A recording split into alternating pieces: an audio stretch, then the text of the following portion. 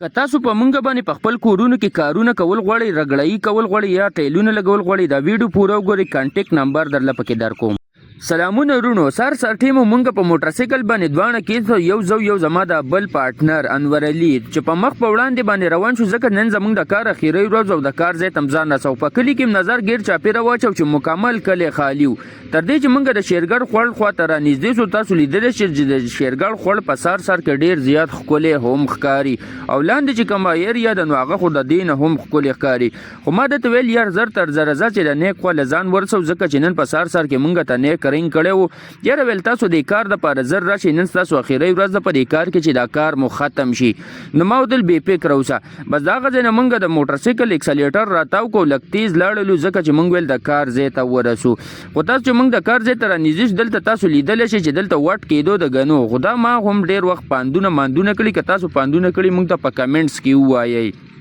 نو مونږ په دې ځای باندې لږ سلو شولو او بیا راته رایاد شول چې مالک رنګ کړی، نو بیا زر تیز شولو. خو دلته مې چې وکتل نو 3 آسونه روانو کسان پکې ناستو چې دا د پاندونو والو. دوی ته مې وویل یاره پاندونه خو هلته کې کېږي، خو دوی دې خواته روان. دوی مونږ ته وویل چې یاره مونږ ته بل ځای معلوم دی، مونږ هلته کې پاندونو لزو.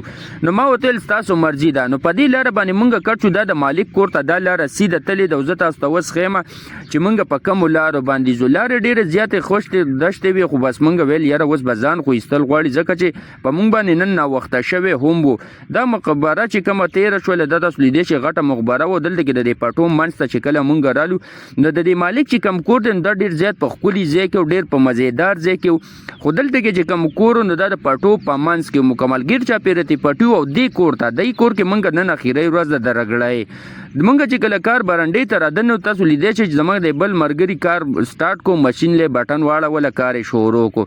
دلته کې مونږ د انجن لګولی دی. د کومو ځایونو کې چې بجلي نه نو هلته کې همیشه لپاره مونږ په انجن باندې کار کوو، دا انجن ورله وړو او دلته کې ته مونږ خپل کنیکشن یې هر څه والو. دا غټ ماشین پې د بجلۍ چلو، ځکه چې دا ماشین په سولر او په وړو کې جنریټر باندې نه چلیږي.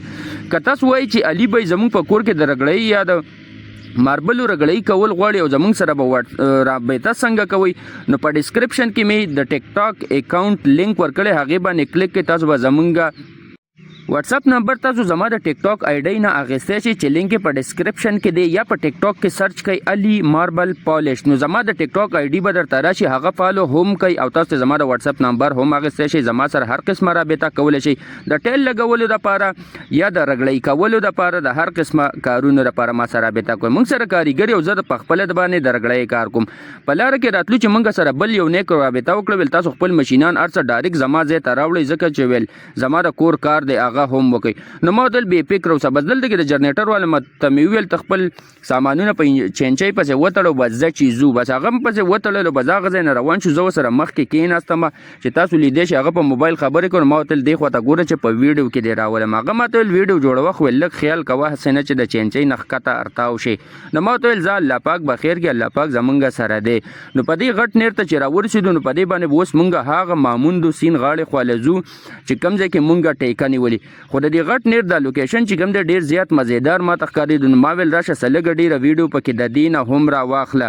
خو د کس راته ویل چې یار لږ خیال کوه، ته بیا پرېنوځې، ته ډېر زیات وران ناست دی. نو یار که زموږ چینل تاسو نه سبسکرایب کړی، چینل سره لازمي سبسکرایب کړئ، ځکه چې داسې ولاګز ویډیوګانې به زه تاسو لپاره ډېر راوړم، هغه هم په پښتو زبان کې چې هر سړی پې پوهېږي.